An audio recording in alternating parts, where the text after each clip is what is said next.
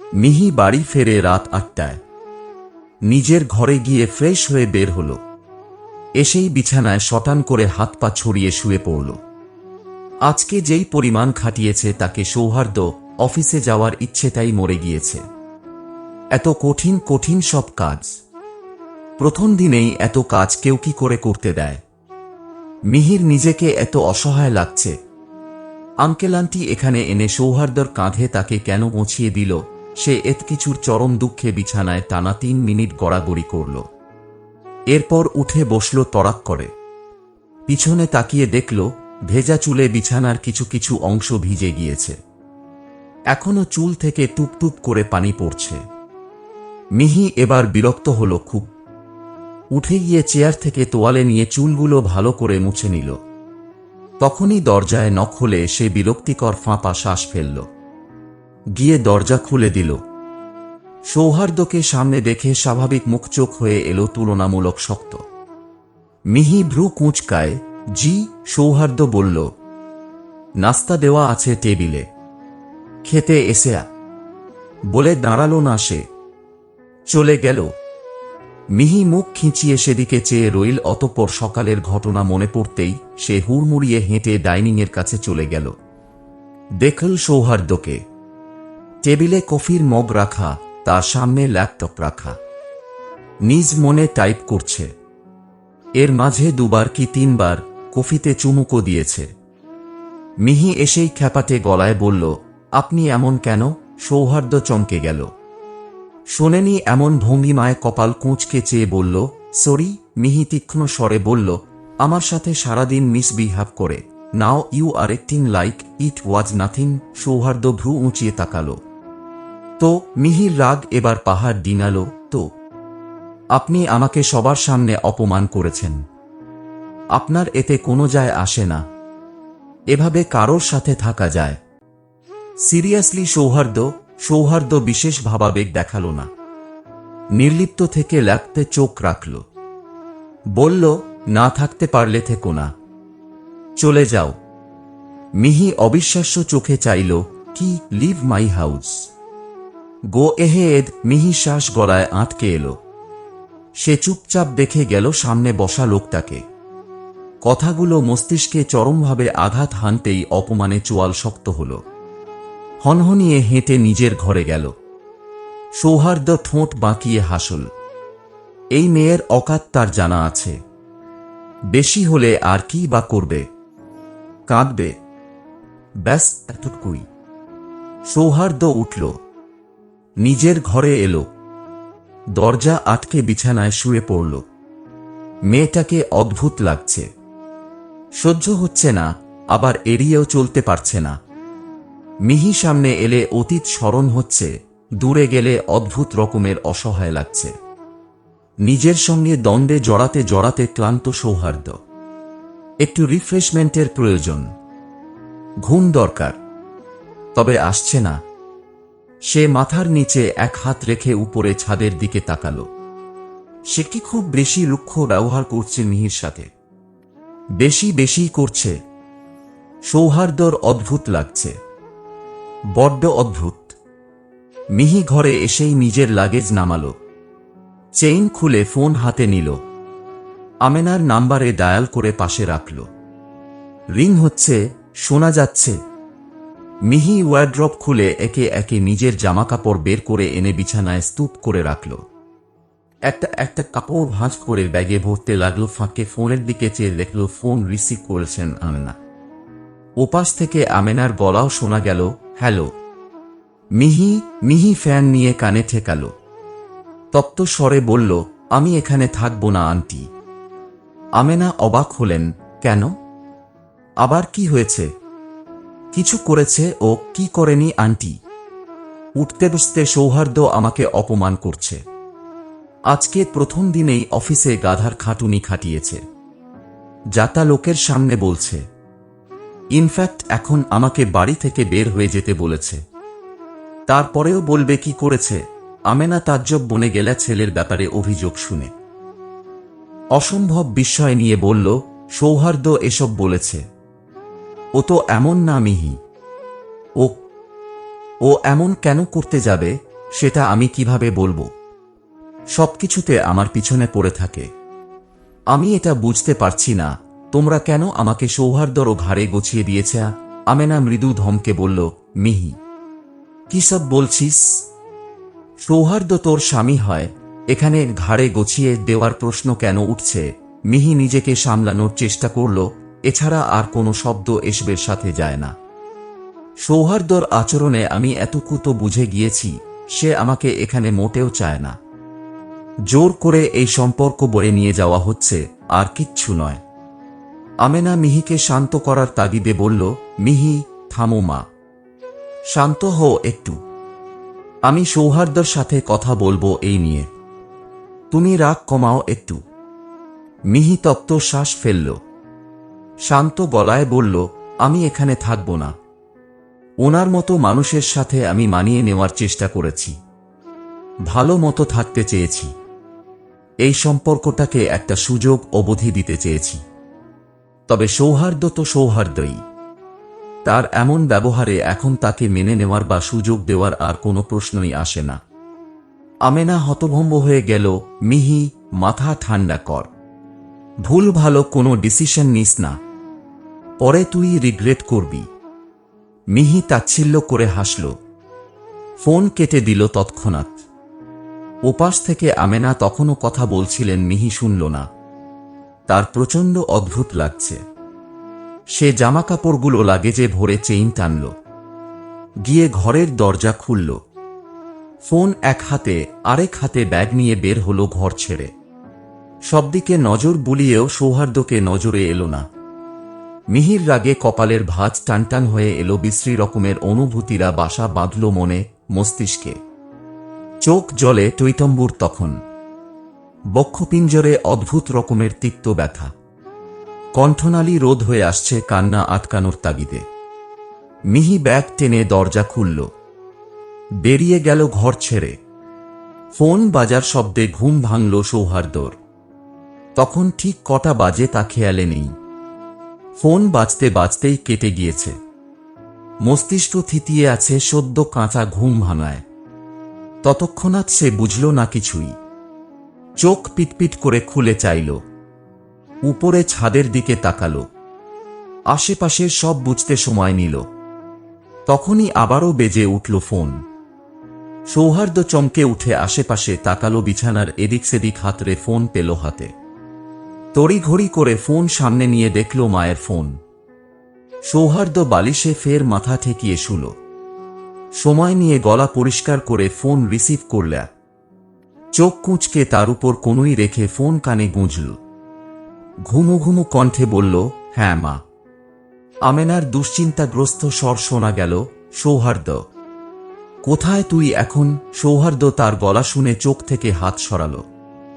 ভ্রু কুঁচকে বলল, কোথায় থাকব? বাড়িতেই আছি। কেন, কিছু হয়েছে? মিহি কোথায়? কোথায় থাকবে? ওর রুমেই হয়তো। হয়তো। সৌহার্দ্য অপ্রস্তুত বোধ করল। মায়ের কথার ধরনে কপাল আঙুলে চেপে ধরল বিরক্তিতে। সময় নিয়ে বলল, কি হয়েছে বলবে?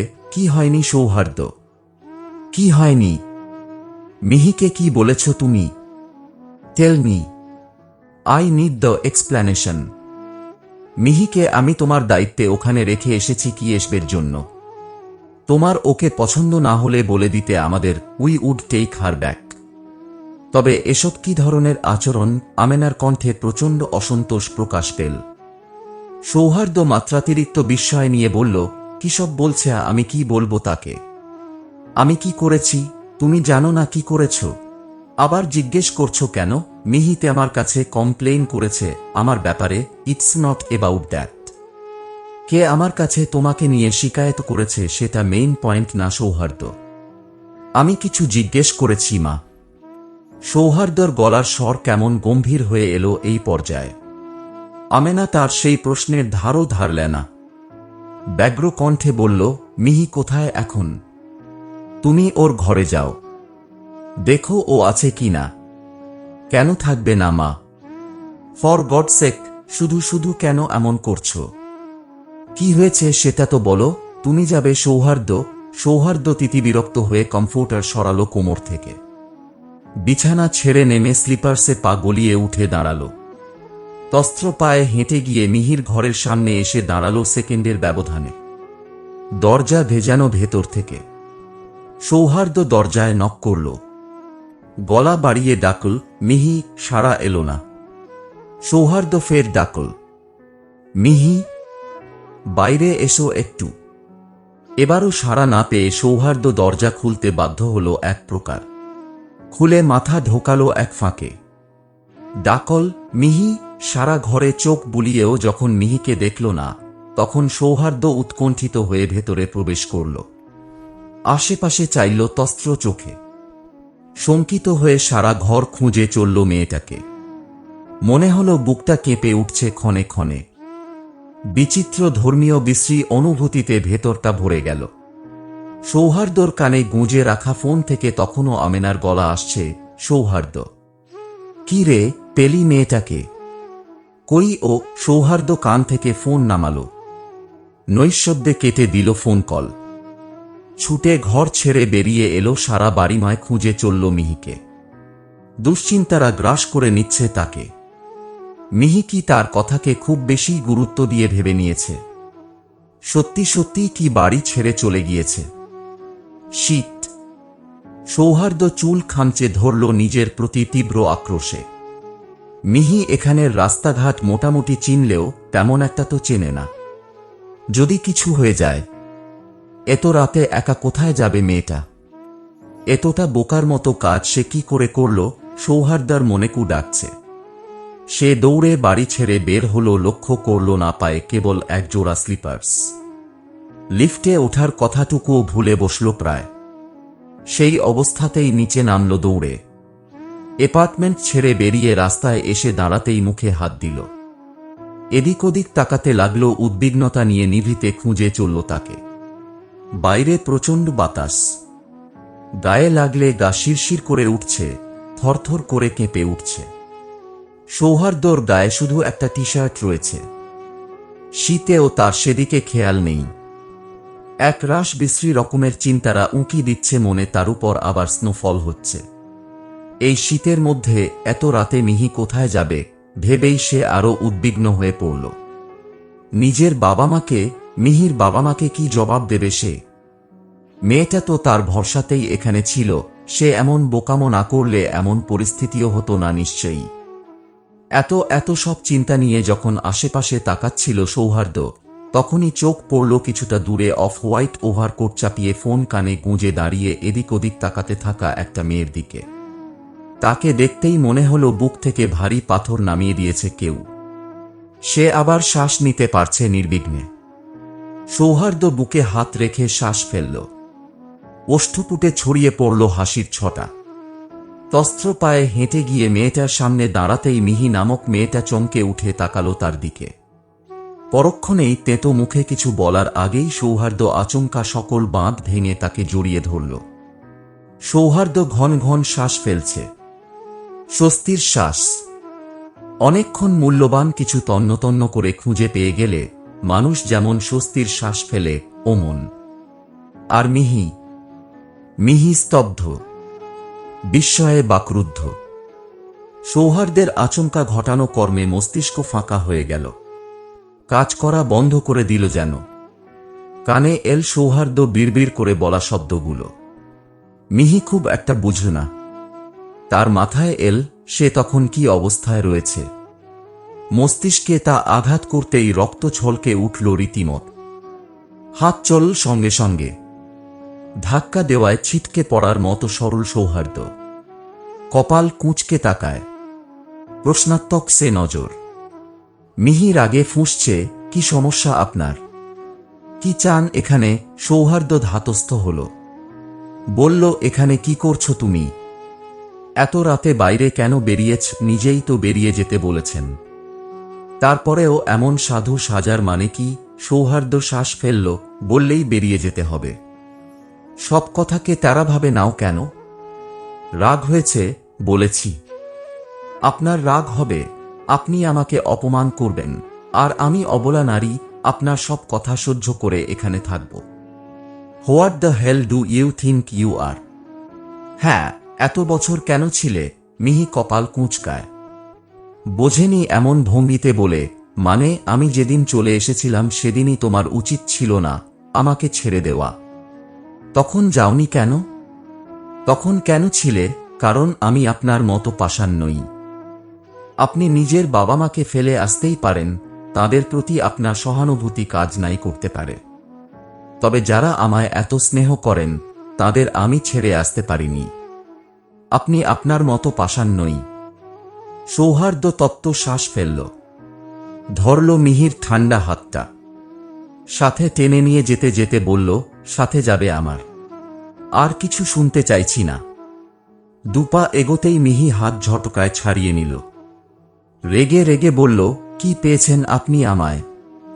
সেলফ রেসপেক্ট বিহীন কিট। আপনি চাইলেন, অপমান করলেন, আবারও আদর দিয়ে ভুলিয়ে দিলেন। আমি বলে যাব এতেই বাড়াবাড়ি করছ? মোটেও না। আমি আর আপনার সাথে থাকব না। ব্যাস, কোথায় যাবে তাহলে? মিহি তার জবাব দেয় না, তবে কাটকাট গলায় বলল, আমি যাব না। মিহি চলে যেতে হাঁসফাঁস করতে লাগলো। অসম্ভব বিরক্ত লাগছে তার এই সৌহার্দ্যকে। এতটা বাজে কেউ কি করে হয়? কি করে? মিহির ভীষণ অদ্ভুত লাগছে। তার সামনে এমন করে জায়গা দখল করে লোকটা দাঁড়িয়ে মিহি যাওয়ার বিন্দুমাত্র জায়গা পাচ্ছে না। এতটা জঘন্য লাগলো ব্যাপারটা। সৌহার্দ্য কপাল কুঁচকে চেয়ে আছে তার দিকে। প্রশ্ন করে, যাবে না? শক্ত কণ্ঠে জবাব আসে, না। শিওর? মিহি নাক কুঁচকে তাকায়। এখানে শিওর না হওয়ার কি আছে? সে আত্মবিশ্বাস প্রকাশে ব্যস্ত হল খুব, 1000%। সৌহার্দ্য ফিঁচলে হাসে, দেন এখন যা হবে, you are the one who is going to be responsible for that. মিহি কপাল ভীষণ করে কুঁচকে নিল। মুখ ফুটে বলতে চাইল, মানে, তবে বলার পূর্বেই ঘটল আশ্চর্য রকম কিছু। সৌহার্দ্য বড় বড় পা ফেলে তার সামনে এসে আচমকা তাকে পাঁজা কোলে তুলে নিল। মিহি চমকে উঠল। বিস্ময়ে চোখের আকার হল মার্বেল সমান। কি হলো কেবল বুঝতে সময় নিচ্ছে তার ছোট্ট মস্তিষ্ক।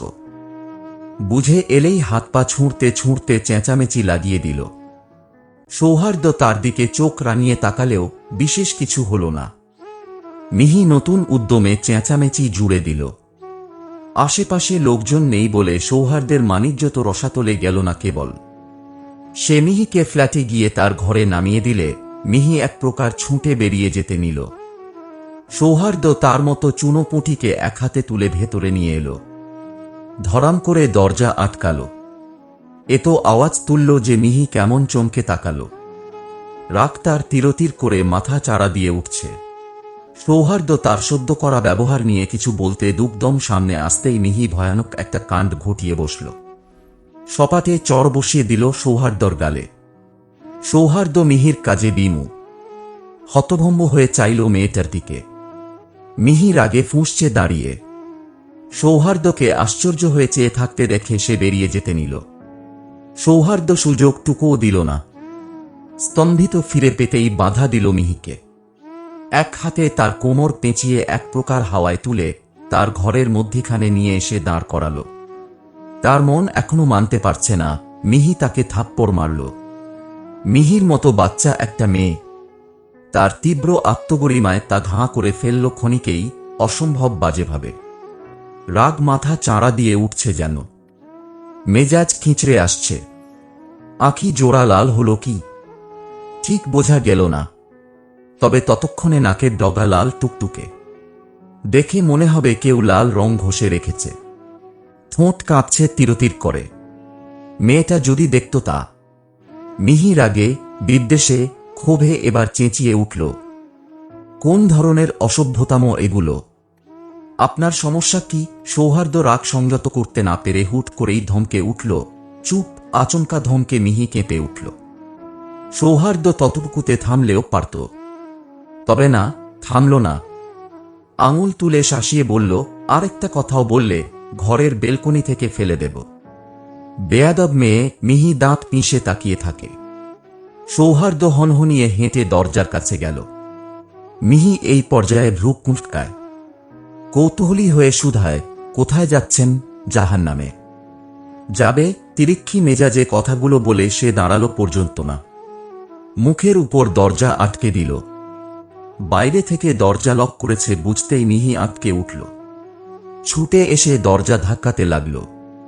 চেঁচিয়ে ডাকল তাকে, সৌহার্দ্য, দরজা খুলুন।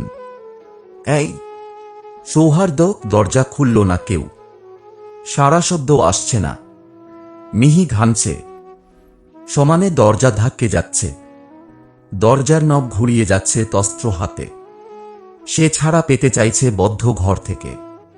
চোখের সামনে ভাসছে কিছু বীভৎস দৃশ্য। মিহি সহ্য করতে পারছে না। দম আটকে আসছে। পাগলের মতো লাগছে। সে দরজা খুলতে না পেরে এবার আরো বেশি অসুস্থ হতে লাগল।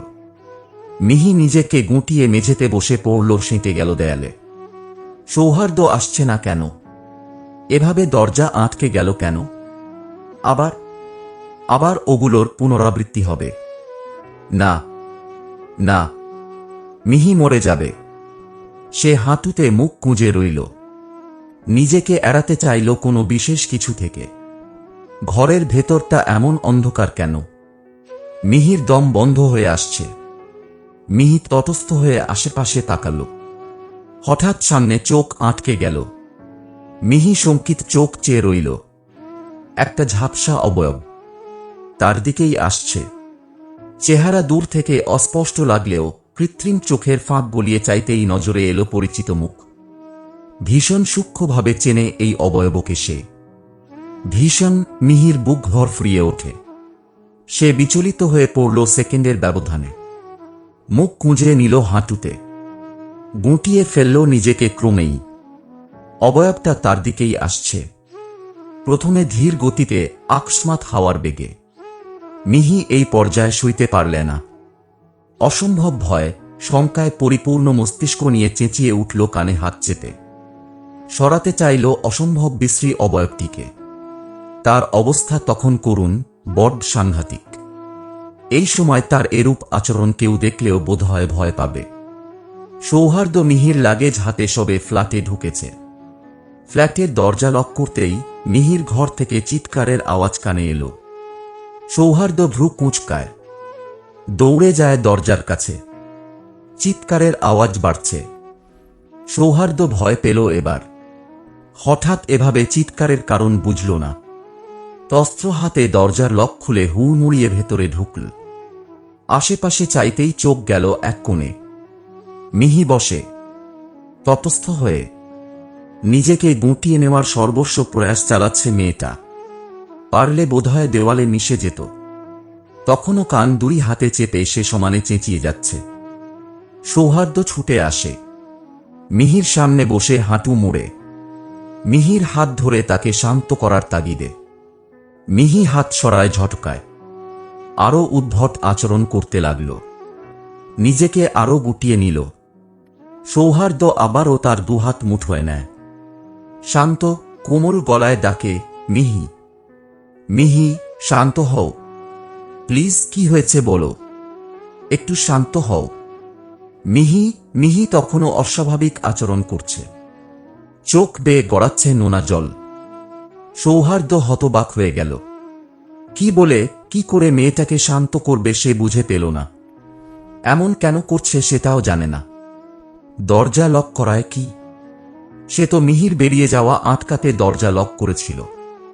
এতে এমন ভয় পাওয়ার কিছু তো নেই। নাকি অন্য কিছু? মিহি কখনো ঘরের দরজা তেমন একটা আটকায় না, একান্তই প্রয়োজন ব্যতীত ভেজিয়ে রাখে। সৌহার্দ্য এতদিন বিশেষ পাত্তা না দিলেও আজ এই সবটা ভাবাচ্ছে তাকে। সৌহার্দ্য প্রচণ্ড বিব্রত বোধ করে। এতটা অসহায় লাগছে তার আগে কখনো এমন হয়নি। সে হাত বাড়িয়ে মিহির গাল ছুঁয়ে দেখে গাল গরম। অদ্ভুত কাঁপন ছড়িয়ে আছে মেয়েটার শরীর জুড়ে। সৌহার্দ্য হতভম্ব হয়ে পড়ে। নিজেকে সামলে বলে, মিহি প্লিজ আর চিৎকার করো না। আমি তো শুধু কথা গুলিয়ে এলো। কি বলবে বুঝতে পারছে না সে। তার অহংকার, তার রাগ, তার পুরুষত্ব এই মুহূর্তে কোথাও নেই। কোথাও না। আছে শুধু একরাশ নির্মল কোমলতা। এতক্ষণের রাগ, জেদ, ক্ষোভ সব মুছে গিয়েছে। হুট করেই পালিয়ে গিয়েছে। মিহি তৎক্ষণে কাঁপছে। নিঃশ্বাসের তোপে বুক ওঠানামা করছে ভীষণ দ্রুত। চোখে জলের সাথে অদ্ভুত এক ধরনের আতঙ্ক বাসা বেঁধেছে। সৌহার্দ্য খানিকটা কোল ঘেঁষে বসে কপল চাপড়ে ডাকে, মিহি, মিহি। মিহি সাড়া দেয় না। অদ্ভুত আচরণ করছে সে।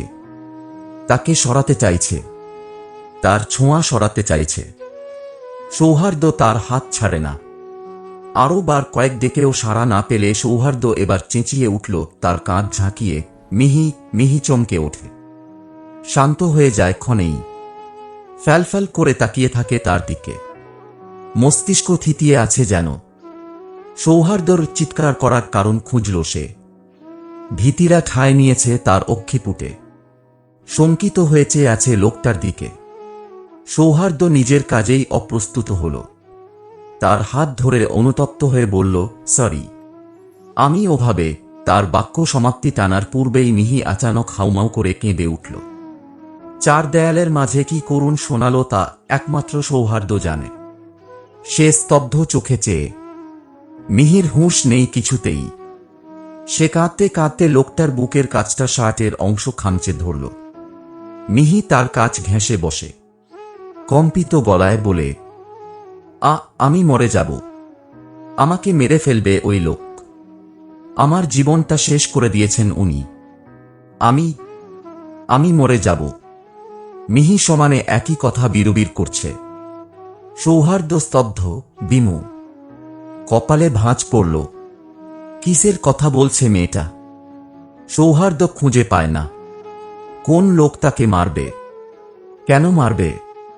কি করেছে মিহি? মিহি কাঁদছেও বা কেন? হচ্ছেটা কি এসব?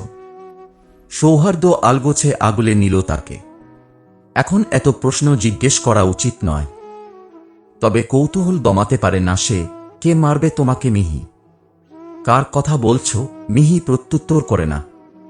একই কথা বারবার বিড়বিড় করে, আমি মরে যাব, মরে যাব।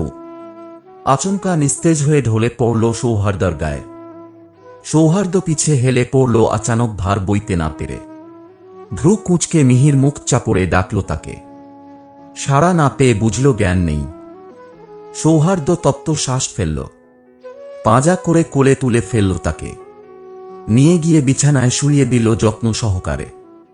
এসির পাওয়ার কমিয়ে কমফোর্টার বুক অব্দ টেনে দিল। কিছুক্ষণ সেখানেই দাঁড়িয়ে চেয়ে রইল মেয়েটার দিকে। এত মিষ্টি মুখটা আজ এমন কাঁদল কেন?